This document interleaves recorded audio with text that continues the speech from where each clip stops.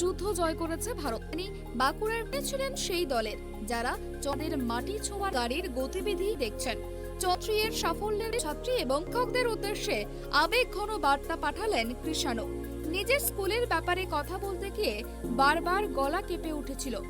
মহাকাশ বিজ্ঞানে নতুন ইতিহাস রচনা করেছে ইসরো, আর তাতেই যোগদান করেছেন বাঁকুড়ার কৃষাণু নন্দী। এত বড় একটি সাফল্যের পরও নিজেকে একটি অতি সাধারণ ছাত্র বললেন তিনি। ছোট ছোট ভাই বোনদের এগিয়ে যাওয়ার বার্তা দিলেন। শুক্রবার ছাত্র কমলপুর নেতাজি উচ্চ বিদ্যালয়ে ছাত্রছাত্রীদের স্পিকারে করে শোনানো হলো কৃষাণু নন্দীর এক্সক্লুসিভ বার্তা। 2009 সালে এই বিদ্যালয় থেকে উচ্চ মাধ্যমিক পাশ করেন কৃষাণু। বিক্রম ল্যান্ড করার আগেই কমলপুর বিদ্যালয়ের রসায়ন বিভাগের শিক্ষককে ফোন করেছিলেন কৃষাণু। ফোন করে বলেছিলেন এবার আর আমরা ফেল করব না। স্কুলের শিক্ষকদের সঙ্গে বরাবরই যোগাযোগ রাখতেন তিনি, ভুলতেন না শিক্ষক দিবসে ফোন করতে। আমি কৃষাণু বলছি। আজকে আমি খুবই আনন্দিত বোধ করছি এই সম্মান প্রাপ্তির জন্য।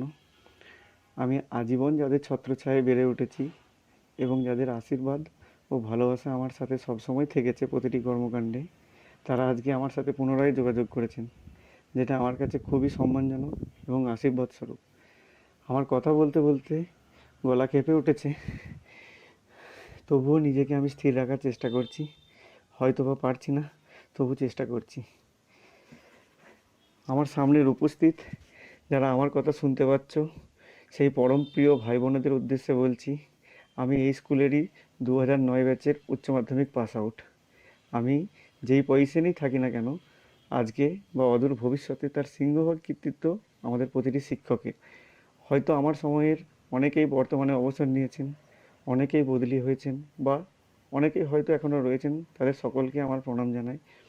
বিশেষ করে কিছু জনের কথা আজ আমি বলবো।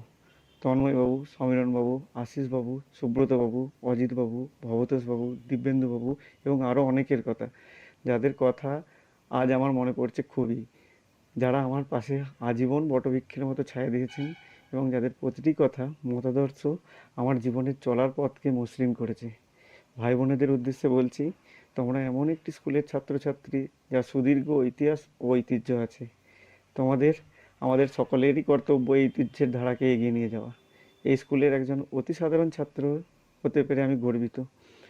আমি আমার সামনে অনেককেই প্রেরণা হিসেবে রাখি, যারা প্রায় সকলেই এই স্কুলের প্রাক্তনী এবং যারা বিশ্বের বিভিন্ন প্রান্তে গিয়ে আমাদের সকলের মুখ উজ্জ্বল করেছেন।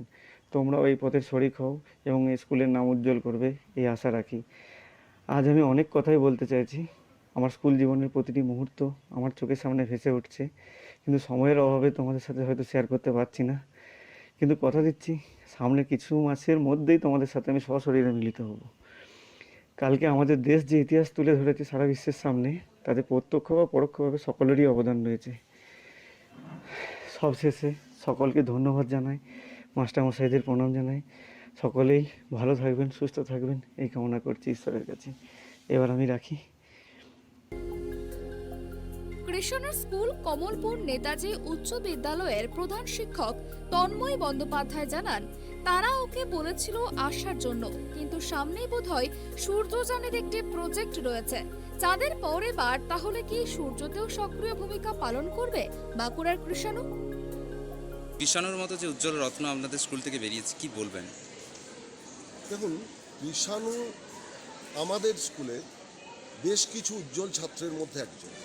অনেকেই হয়তো সাফল্যের চূড়াতে পৌঁছেছে, কিন্তু কৃষাণুর সাফল্যের একটা বিশেষত্ব আছে। কারণ কৃষাণু দেশের নাম সুপ্রতিষ্ঠিত করার ক্ষেত্রে যে মিশন, সেই মিশনের অংশীদার। কথা হয়েছে কৃষাণুর সাথে, কি বলছে? হ্যাঁ, কৃষাণুর সাথে কালকে আমার টেলিফোনে কথা হয়েছে এবং আমার সাথে কথা বলতে বলতে কৃষাণু নিজে আবেগাপ্লুত হয়ে যায়। সে বলে যে স্যার, আমার চোখ দিয়ে জল পড়ছে। তো আমি তাকে বলি যে আমাদের বর্তমান ছাত্রছাত্রীদের উৎসাহিত করার জন্য তুই অন্তত একটু কিছু বল। তো সে আমাদের একটা ভয়েস মেসেজ পাঠায়, আমরা আমাদের ছাত্রছাত্রীদের সেটা শোনাই। স্কুলে আসার ব্যাপারে কোনো চিন্তা ভাবনা? আমরা কৃষাণুকে বলেছি আসার জন্য। তো সামনেই সম্ভবত আদিত্য সূর্যযানের একটা প্রজেক্ট আছে, ও সেটাতে ব্যস্ত হয়ে যাবে। যদি সম্ভব হয় তাহলে 23 জানুয়ারি 2024 ওই সময় আমাদের ইউনিয়ন হবে, সেই সময় আসবো। বিদ্যালয়ের প্রাক্তনী কৃষ্ণ নন্দীর কর্মকাণ্ডে অনুপ্রাণিত হয়ে স্কুলের কচি কাচারা বিজ্ঞান মনস্কতার দিকে এগিয়ে চলেছেন। তোমাদের সিনিয়র দাদা এখানকার প্রাক্তনী, এখান থেকে 2009 সালে উচ্চ মাধ্যমিক পড়েছে, কি বলবে? গত 23 তারিখে ভারত থেকে পাঠানো চন্দ্রযান 3 চাঁদের দক্ষিণ মেরুতে সফলভাবে নেমেছে এবং এর দ্বারা প্রমাণিত হয়েছে যে এবং এই দ্বারা ভারত বিশ্বের একদম সেরা স্থানে পৌঁছে গেছে। এছাড়াও ওই চন্দ্রযান 3-র ভিতরে থাকা প্রজ্ঞান নামক রোবটটির পরিচালনায় রয়েছেন আমাদের স্কুলের কমলপুর নেতাজি হাই স্কুলেরই একজন প্রাক্তনী আমাদের সিনিয়র দাদা কৃষাণুদা। তো এটা শিক্ষক মহাশয়ের কাছে যখনই শুনলাম যে তিনি আমাদেরই এখানে ছাত্র এবং 2009 সালে এখান থেকে পাস আউট, তখনই এটা শুনেই খুব ভালো লাগছে। এবং কৃষাণুদা যখন পেরেছে তখন আমরা কেন পারবো না? শিক্ষক মহাশয়রা বড় বৃক্ষের ন্যায় আমাদের শিক্ষাদান করছেন এবং আমাদের পাশে সবসময় রয়েছেন। যখন কৃষাণুদা পেরেছেন তখন আমরা অবশ্যই পারবো, ইচ্ছা থাকলে সবসময় উপায় হয়। কমলপুর নেতাজি উচ্চ বিদ্যালয়ে উচ্চ মাধ্যমিক পাশ করে কৃষ্ণ নন্দী। স্কুলের এক শিক্ষক জানান, কমলপুর উচ্চ বিদ্যালয়ে সে সময় জেলার সবথেকে ভালো সায়েন্স নিয়ে উচ্চ মাধ্যমিকে পড়াশোনা করানো হতো এবং এখনো ছাত্রছাত্রীদের খুব ভালোভাবেই সায়েন্স পড়ানো হয়।